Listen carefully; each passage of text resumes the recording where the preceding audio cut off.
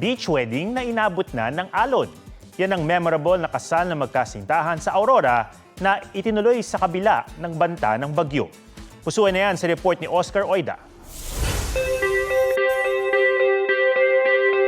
Ito ang araw na pinakahihintay ni Rachel at Reagan mula Aurora.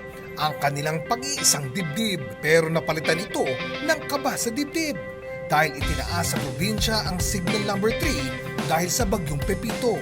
Patunayan na lang natin na wala talaga makakapigil sa atin kahit bagyo man. Pero sa mismong beach wedding, lumakas ang alon at maging sila inabot at nabasa. Thursday pa lang po, nagpa-plan na kami i-postpone. Kaso, yung weather po kasi sa amin by that time is sobrang init po. Tirik na tirik yung araw. Kaya sabi po ng both parents namin, ipupush na lang po namin.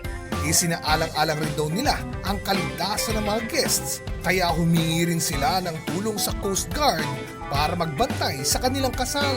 Safe naman, hindi na tinapos yung vows. Nag-proceed na po kagad sa function hall. Nagpapasalamat din sila sa tapang ng kanilang entourage at pamilya na sinamahan sila sa pagkakataong yon. Excited ako dahil sa araw na to, magiging isang ganap na gatos ka na. You're always finding a way to make me happy.